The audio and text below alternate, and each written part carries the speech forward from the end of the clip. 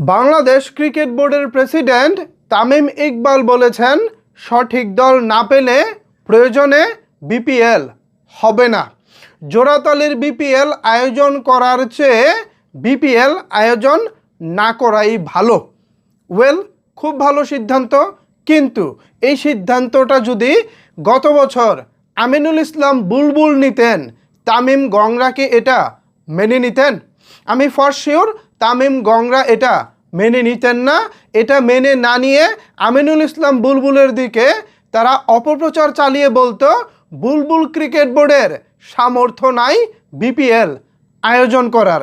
মূলত 2012 সাল থেকে শুরু হওয়া বাংলাদেশ প্রিমিয়ার লিগ বিপিএল মানে এতটাই বাজে অবস্থায় রয়েছে যে বড় কোনো কর্পোরেট কোম্পানি এখানে ইনভেস্ট করার চিন্তা ভুলেও চিন্তা করে না। দুর্নাম কামাইতে কামাইতে বাংলাদেশ প্রিমিয়ার লিগ বিপিএল এর অবস্থা এক কথায় তলানিতে এসে ঠেকেছে।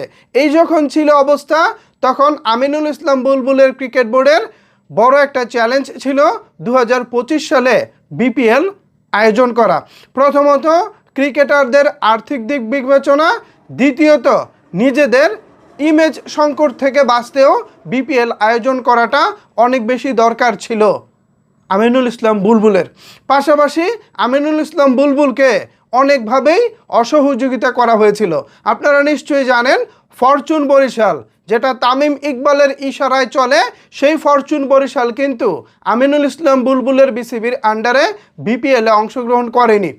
যদি ফরচুন বরিশাল গত বছর বিপিএলে অংশগ্রহণ করত, তাহলে কিন্তু বিপিএলের যেই মান সেটা এত নিচে নামতো না, বিপিএলের যে দুর্নাম সেটা এতটা হতো না। কিন্তু তামিম ইকবালের ইশারায়, তামিম ইকবালের কমিটমেন্টের কারণে ফরচুন বরিশালের মালিক পক্ষ গতবার বিপিএলে অংশগ্রহণ করেনি।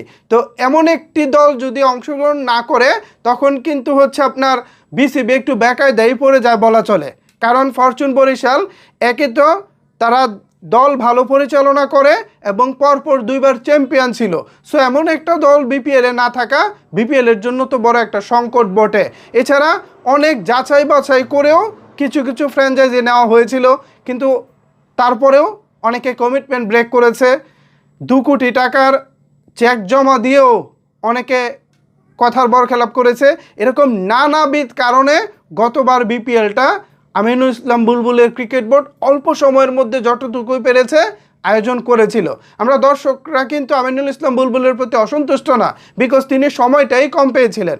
অনেক তড়িঘড়ি করে তিনি বিপিএলটা আয়োজন করেছিলেন। তো এবার দেখা যাক তামিম ইকবালের ক্রিকেট বোর্ড, তামিম ইকবাল এখন বিসিবি প্রেসিডেন্ট, তিনি তো এখনই স্যারেন্ডার করতেছে যে না ভাই, আমি প্রয়োজনে বিপিএল আয়োজন করব না।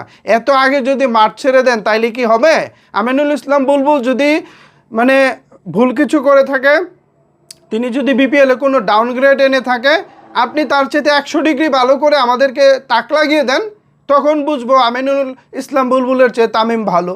দেখা যাক, লেটস সি ভিউয়ার্স।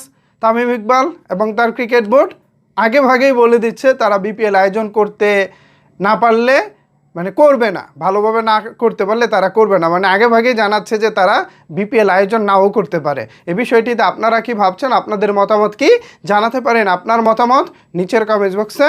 ধন্যবাদ সবাইকে এতক্ষণ আমার সাথে থাকার জন্য।